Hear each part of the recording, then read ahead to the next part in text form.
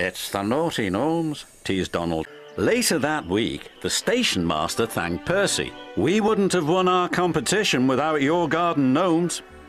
Percy was very proud. You were right, sir. Naughty gnomes can be lucky after all. But Thomas was a little engine with a long tongue.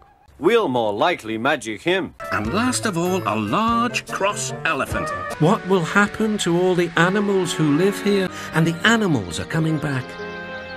Sometimes everywhere is quiet. At other times, Henry can hear leaves rustling or a bird's wing brushing the air. One morning, the engines were very excited. Alicia Botti, the famous singer, was coming to the island of Sodor. She's a coloratura, said Gordon importantly. What's a coloratura? Asked Thomas. It means she can sing high notes very, very loud. Once upon a time, began Thomas, there were 3 little engines who lived in their own little shed on their own little railway. Their names were Duke, Stuart and Falcon. You look silly enough to be a clown. You should be in a circus.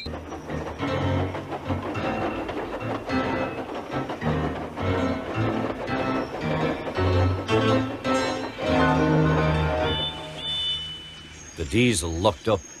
Do you mind? That night, the concert was a great success. Everyone loved the music. Especially Edward. Pegasus was getting ready to give rides to children. He had a shiny leather harness and a freshly painted cart. That's when the trouble began. The fog came down. Mavis was right. Suddenly, everything does look spooky. There's a signal box. And the signal light is green. Someone must have been expecting us. But they hadn't.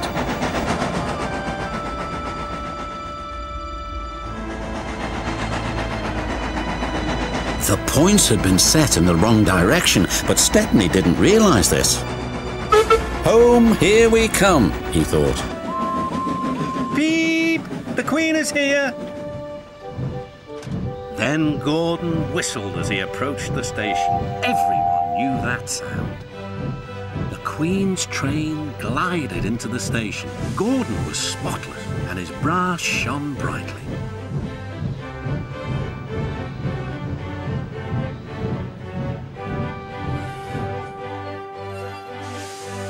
The fat controller stood to attention.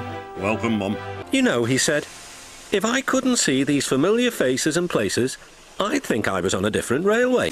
Then, as if by magic, the hot air balloon rose silently up into the sky. She's got a dog, said Percy. Awful.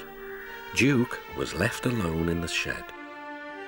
He went to sleep. We found him. We found our sleeping beauty. We'd best leave till the weather's better. The rain loosened some of this rock, he said. Meow. Soon they were in the wildest part of the island. Come on, Henry, he would say. We've made good time today. We'll stop for a while by the forest. Henry loved it here. The forest was full of broad oaks and tall pines.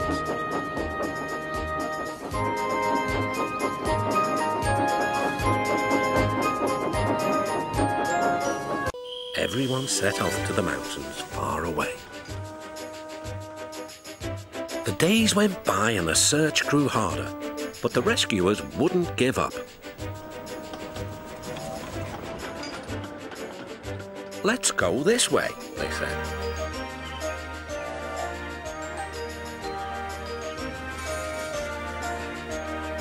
But there was still no sign of Duke.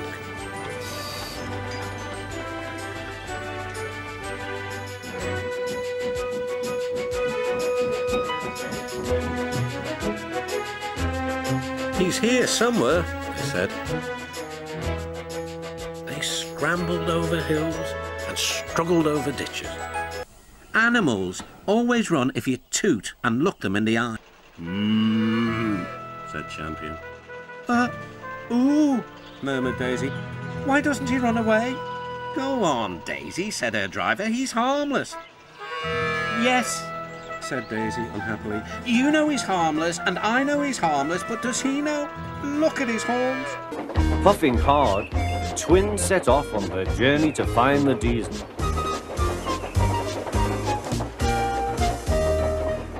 They were looking forward to playing tricks on him.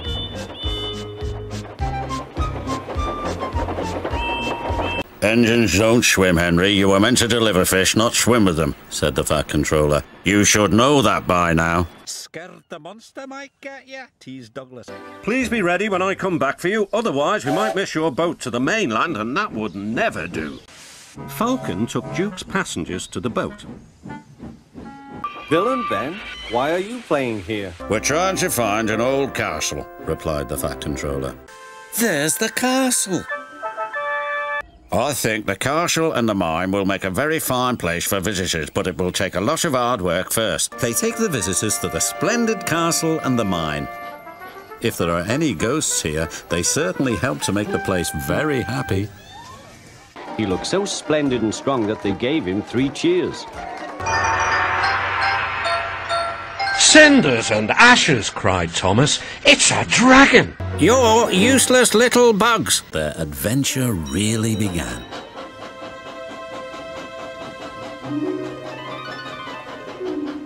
Toby pushed past branches and bushes till they came to another little junction. Suddenly, the twins spotted something strange through the mist.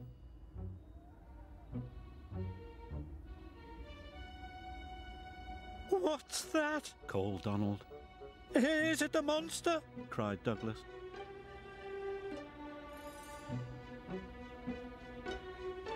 For sure it is, answered Donald. It's not. It's us. It was Harvey and the breakdown crane. Everyone looked at the ram, and the ram looked at them. High tides are damaging the track, reported the man. I've marked the spot. We'll go and inspect, said the driver. Come on, Choby, we're all going to Seaside. It's sure nice to be away from the railway for once, he said to her. And far cleaner, she replied. But life on the river is very different from that on the rails.